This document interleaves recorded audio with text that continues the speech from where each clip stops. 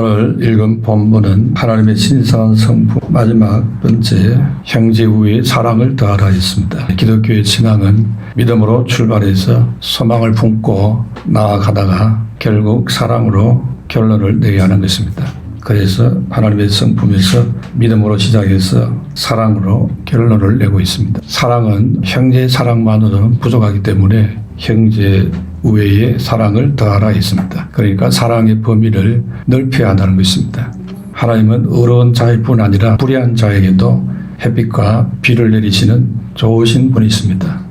우리 그리스도인들도 이 하나님의 성품을 쫓아서 더 넓은 사랑, 더 좋은 하나님의 사랑을 품어야 한다는 것입니다. 그것을 목표로 삼아야 하나님의 사람으로 온전케 되어지는 것입니다. 여기에서 말하는 것은 아가페 사랑을 말하는 것입니다. 하나님의 사랑을 말하는 것입니다. 인간의 사랑을 뛰어넘는 사랑을 말씀하고 있습니다. 아가페 사랑은 사랑할 수 없는 자까지도 사랑하는 그런 사랑입니다. 사랑할 수 있는 자를 사랑하는 것은 상식적인 인간 차원의 사랑이라 할 수 있습니다. 그러나 진정한 사랑은 사랑할 수 없는 자까지도 사랑하는 것이라는 겁니다. 성경의 사랑의 이야기는 바로 이런 사랑을 말씀하고 있습니다. 예수님은 사랑의 주님으로 이 땅에 오셨습니다. 그래서 십자가에서 사랑할 수 없는 우리 죄인을 사랑하셔서 십자가에 올라가셨던 것입니다. 그래서 복음은 이런 하나님의 사랑을 담고 있는 것입니다. 그러면 무엇을 사랑하는 것이 구체적으로 아가페 사랑일까? 이 부분을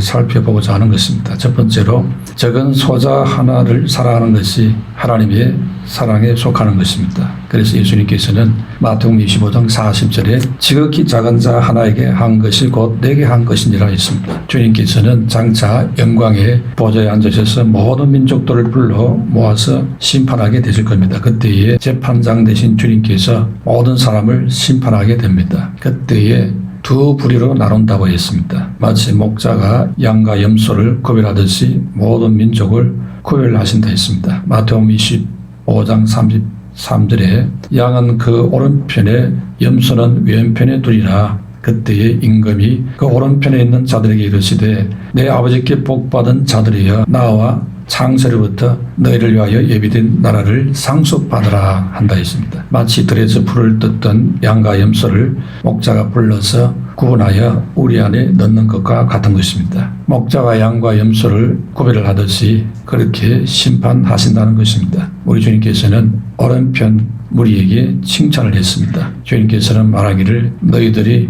형제들에게 사랑과 자비를 베풀었다 했습니다. 그러니까 사랑과 자비를 베푸는 그런 우리 사람들의 행동이 하나님 나라 백성답게 살았다는 칭찬인 겁니다. 그래서 지극히 작은 자에게 한 그것이 곧 나에게 한 것이라고 했습니다. 이렇게 우리들에게 뭘 하고 살아야 될 것인지를 가르쳐 줬습니다. 지극히 작은 자나 또 지극히 작은 일에 자비와 사랑을 나타내는 그것이 주님께 하는 것이고 심판 때에 그것이 칭찬을 받게 된다는 것입니다. 우리 주님께서는 특히 형제들을 사랑하는 6가지 사례를 들어서 말씀해 주었습니다. 마태복음 25장 35절에 내가 주일 때에 너희가 먹을 것을 주었고 목마를 때에 마시게 하였고 나그네 되었을 때에 영접하였고 헐벗었을 때에 옷을 입혔고 병들었을 때에 돌보았고 옥에 갇혔을 때에 와서 보았느니라 했습니다. 그러니까 우리 주변에 있는 성도들이나 약한 자가 줄이고 있거나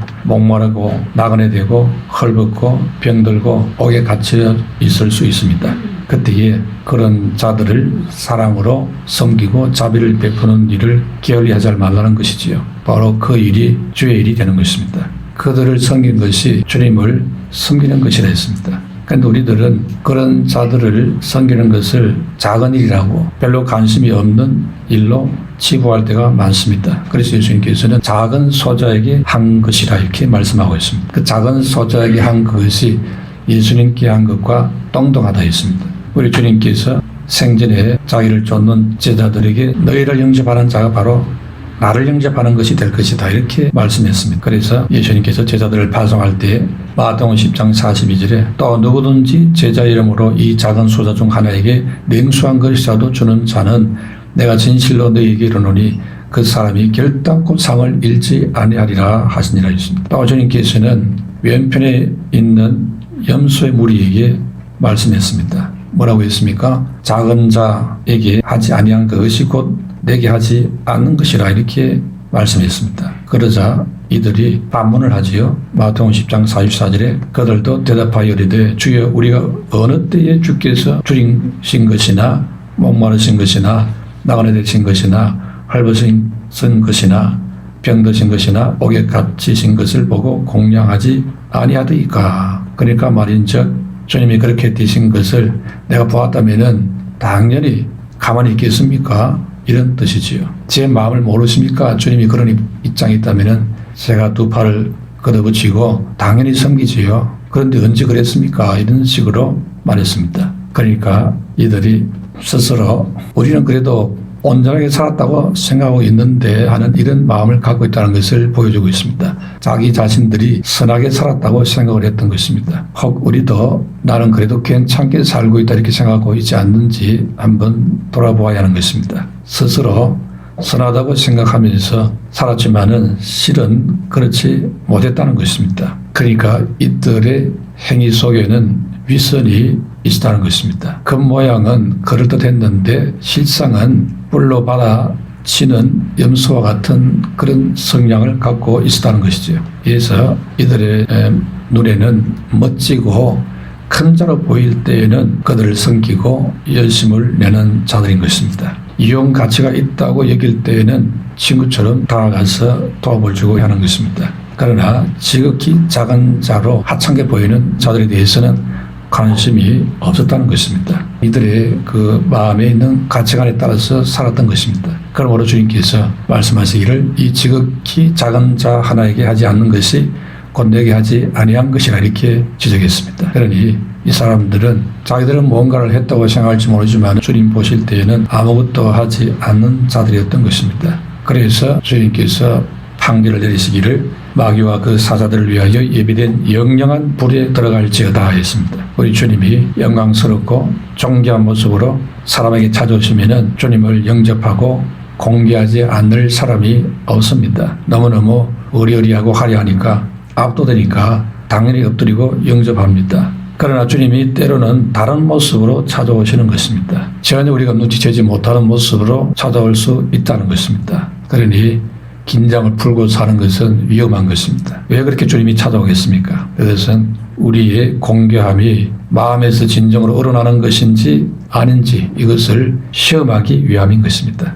우리 곁에 오는 지극히 작은 자, 그 자가 변장을 하고 오시는 주님일 수도 있다는 것입니다. 예수님께서는 지극히 작은 소자, 그와 예수님을 동일시했습니다. 그러면 지극히 작은 자가 누구라고 생각합니까? 주님께서 사랑하셨던 자들입니다. 누구를 사랑했습니까? 졸인 자들을 사랑하고 목마르고 나그네 되고 헐벗고 굶주리고 병든 자들을 주님이 사랑했습니다. 그래서 예수님 주변에 이런 자들이 많이 있었습니다. 이들은 세상 사람들에게는 관심 밖에 있는 사람들이었습니다. 사람들은 멋있어 보이는 일을 먼저 하려고 합니다. 그러나 우리 주님은 멋있어 보이지 않는 이런 사람들을 먼저 사랑했습니다. 그리고 이들에게 친구가 되어 주었습니다. 주님의 강림을 기다리는 성도는 주님께서 사랑하셨던 자들 곁에 있어야 마땅한 것입니다. 그래서 우리는 그들의 필요를 채워주고 함께해야 하는 것입니다. 주님은 마태복음 10장 42절에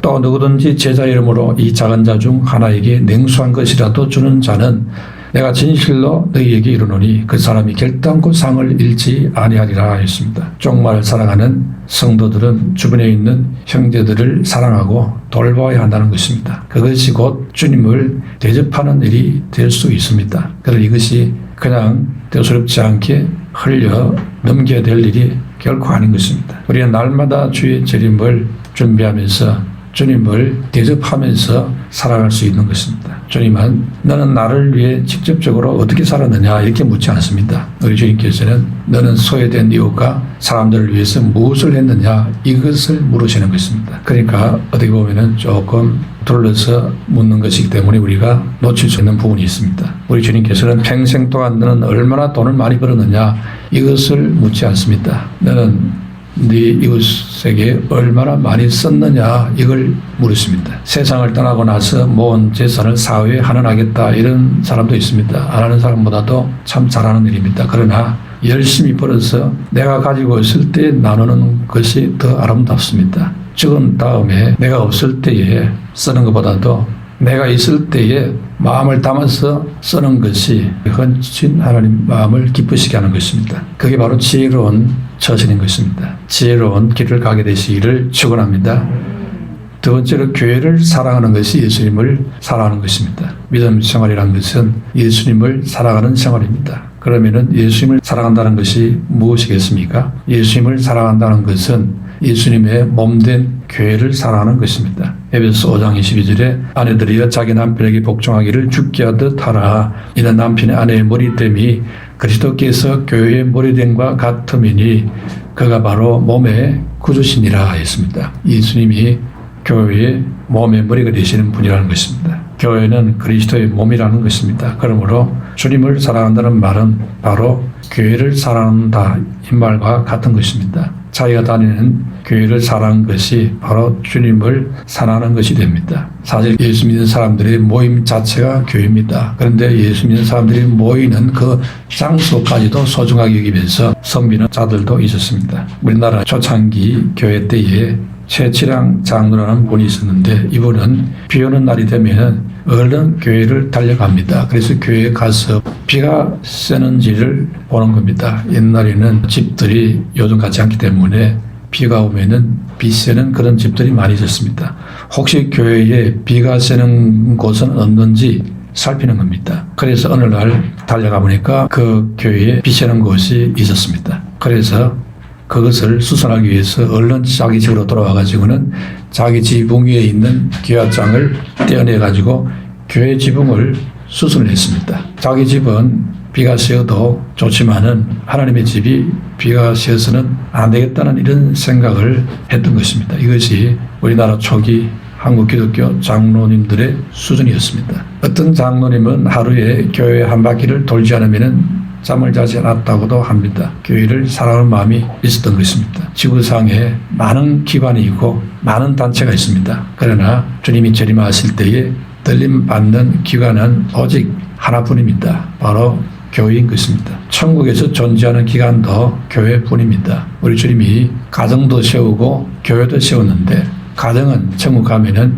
없어집니다. 그래서 천국에서는 가족관계 이것이 과거의 일로 남게 됩니다. 거기서는 천사들 같이 그런 수준으로 있습니다. 천국에서 사라지지 않는 한 가지 그것은 교회입니다. 그러므로 교회는 대단히 중요한 기관이라는 사실을 알 수 있습니다. 천국의 조직도 역시 교회뿐인 것입니다. 그러므로 우리는 이 교회를 사랑해야 합니다. 교회를 사랑하는 것이 곧 예수님을 사랑하는 것이 되는 것입니다. 성도가 왜 주의 몸인 교회를 사랑해야 됩니까? 그것은 교회가 사람들에게 삶의 소망을 주는 유일한 곳이기 때문입니다. 사람들은 가정이 삶의 소망을 주는 것으로 생각을 많이 합니다. 그래서 어려움 다음에는 가정에서 위로를 받고 또 가족끼리 있을 때에 셈을 충전받고 합니다. 그러나 진정으로 삶의 소망을 주고 그리고 공급해주는 원천이 되는 곳은 바로 교회인 것입니다. 그래서 아담 하와 우리 조상이 타락을 해서 가정이 부패하게 되어버렸죠. 이래서 가정이 무너지면서 많은 문제가 생겼습니다. 그래서 오늘날도 수많은 사람들이 가정을 이룹니다. 가정을 이룰 때에 그야말로 죽을 때까지 이 가정을 지키겠다고 사람들 앞에 선서하고 약속을 합니다. 그런데 그 약속이 얼마 가지 않아서 무너지고 깨어지는 가정들이 수없이 많이 생겨나고 있습니다. 그러면서 어떤 사람들은 가정을 깨뜨리면서 하는 말이 가정이 지옥이라고 말하는 사람도 생겨나고 있습니다. 어떤 사람은 직장이 삶의 소망을 주는 것으로, 보람을 주는 것으로 여기면서 직장에 충성을 다합니다. 그래서 직장에서 보낸 시간이 거의 대부분의 시간입니다. 직장에서 뭔가 보람을 찾고 뭔가 이루는 그것을 삶의 가치로 의미로 여기는 사람도 많이 있습니다. 그런데 일평생 직장에서 일을 하고 많은 업적을 이뤘는데 이제 직장에서 은퇴하고 집으로 돌아오는 기갓길에 뇌출이 나고 쓰러져 버리는 이런 사람도 있다고 합니다. 그래서 은퇴하는 날 쓰러져서 중환자실로 실려 가버리는 이런 사람도 생긴다는 것입니다. 좀 편하게 살아보자 이런 마음을 갖고 있었는데 직장에 일을 마치고 나니까 오히려 쓰러져서 무엇이 상태가 되어버리는 것입니다. 이런 사람이 실제로 있습니다. 이러니 직장이 무슨 보람이라고 말하는 그것도 얼마나 험한가 하는 것을 잘 보여주고 있지요. 그러므로 직장도 일시적인 것입니다. 세상에서 가장 완벽하고 온전하게 소망을 줄 수 있는 것은 교회인 것입니다. 물론 교회 일부가 부패하고 타락해서 문제가 있을 수 있습니다. 교회 전체 이미지를 흐리고도 있습니다. 교회 일부가 타락했지만은 참된 교회는 모든 인류에게 참된 소망을 주는 것입니다. 시편 84편 1절 2절에 만군의 여호와여 주의 장막이 어찌 그리 사랑스러운지요 내 영혼이 여호와의 궁전을 사모하여 생각하며 내 마음과 육체가 살아계신 하나님께 부르짖나이다 했습니다. 여러분은 어디를 가면은 행복하고 즐겁습니까? 회사에 가면은 신이 납니까? 아니면 노래방에 가면은 즐겁습니까? 아니면 인터넷을 하고 있으면 마음이 행복합니까? 시편 84편 10절에 다윗은 고백하기를 주의 궁중에서의 한 날이 다른 곳에서의 첫날보다 나은즉 악인의 장막에 사는 것보다도 내 하나님의 성전에 문지기로 있는 것이 좋사오니 했습니다. 주의 몸된 교회에 나아가는 것이 가장 즐겁고 행복하다는 것입니다. 이런 믿음의 사람이 되시기를 축원드립니다. 마지막으로 세 번째, 주의 말씀대로 사는 것이 예수님을 사랑하는 것이 됩니다. 예수님의 계명을 지키는 것이 예수님을 사랑하는 것입니다. 부모를 사랑한다는 말은 부모님의 말씀을 잘 지키는 것이지요. 요한복음 14장 15절에 너희가 나를 사랑하면 나의 계명을 지키리라 했습니다. 주님의 계명대로 살아가는 것이 주님을 사랑하는 것입니다. 그러므로 믿음으로 구원받는다. 그러면 아멘 하고 다 좋아합니다. 그런데 믿음으로 시작했으면 소망을 품고 결론이 어떻게 난다 했습니까? 사랑으로 결론이 난다 했지요. 성도는 그래서 사랑의 사람이 됩니다. 사랑의 사람이 된다는 것은 계명을 지키는 사람이 된다는 것입니다. 그러니까 율법을 지켜서 천국 가는 건 아닌데 구원받은 사람은 율법을 지키는 사람이 되어집니다. 말장난같이 들릴지 모르지만은 그게 굉장한 차이가 있습니다. 그냥 율법을 지킨다는 것은 너무너무 힘듭니다. 못 지킵니다. 사람은 불가능합니다. 그러나 주님의 사랑이 들어와서 사랑하는 마음으로 말씀을 지키고 계명을 지키는 것은 쉽고 가볍고 얼마든지 할 수 있습니다. 누구를 사랑하지 않는데 그 사람을 위해서 일한다는 것은 고통인데 누구를 엄청나게 사랑할 때에는 힘들지가 않지요. 연애할 때에 그를 위해서 무언가를 수고를 해야 되는데 전혀 피곤하지 않습니다. 즐겁습니다. 주님을 사랑하기 때문에 율법의 말씀들이 힘들지 않습니다.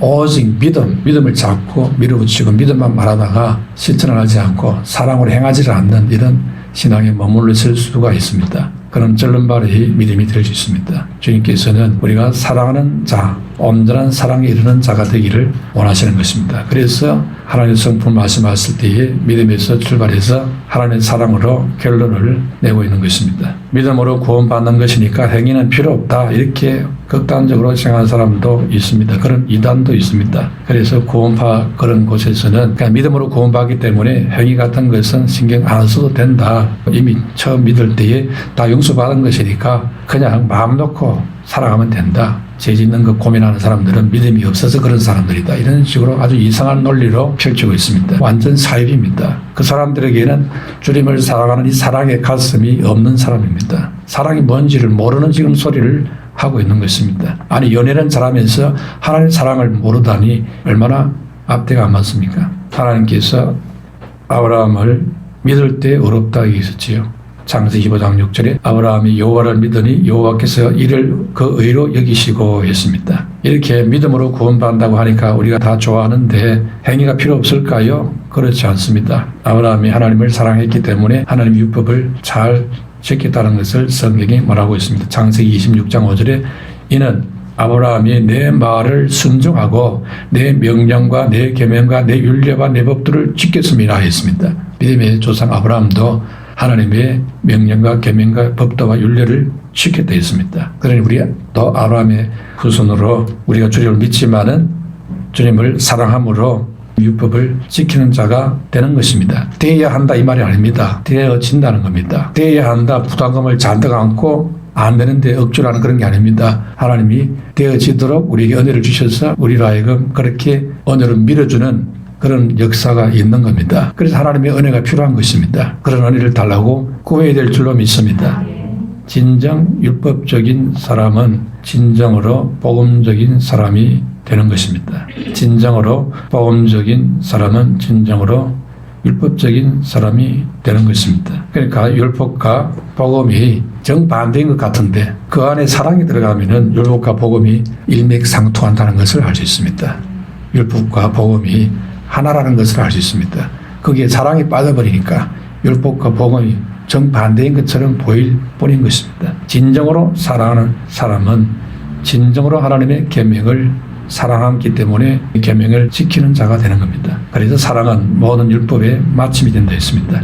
또 사랑은 면역 기능을 강화시켜 주기도 합니다. 다시 말해 사랑은 육체 건강에도 좋습니다. 이만큼 사랑은 온전한 것입니다. 외롭게 키운 쥐와 사랑을 주며 키운 쥐, 이 두 쥐 중에 어느 쥐가 오래 살았느냐? 사랑과 관심을 받은 쥐가 훨씬 더 오래 살더라 했습니다. 그러므로 우리는 가까이 있는 사람부터 사랑해야 됩니다. 옥합을 깨뜨려 예수님께 부은 마리아에 대해서 가룟 유다가 낭비라고 비난했지요. 뭘 못 보았습니까? 그 사랑을 못 보았습니다. 큰 실수를 했습니다.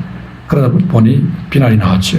예수님께서는 사랑을 보고 칭찬했습니다. 요한복음 12장 7절에 주의 장례를 위한 거룩한 낭비라고 칭찬해 주었습니다. 이렇게 사랑이 있고 없고가 보는 시각도 엄청난 차이가 있습니다. 사랑이 있고 없고가 내 신앙의 질을 완전히 다르게 만들어버리는 것입니다. 천국은 누가 들어갑니까? 하나님을 사랑하는 자가 들어갑니다. 그래서 아버지 뜻대로 사랑으로 행하는 자라야 천국에 들어갈 것이라고 예수님께서 말씀하신 것입니다. 그러므로 하나님의 사랑을 너무 가볍게 인간의 사랑처럼 그렇게 생각하면 안 됩니다. 하나님의 사랑을 잘 이해하고 남은 생에 사랑으로 작은 소자를 섬기고 사랑으로 주님의 말씀을 순종하는 그리고 사랑으로 부담이 아니라 행복이 있는 상태로 믿음 생활하게 되시기를 축원합니다. 기도하겠습니다.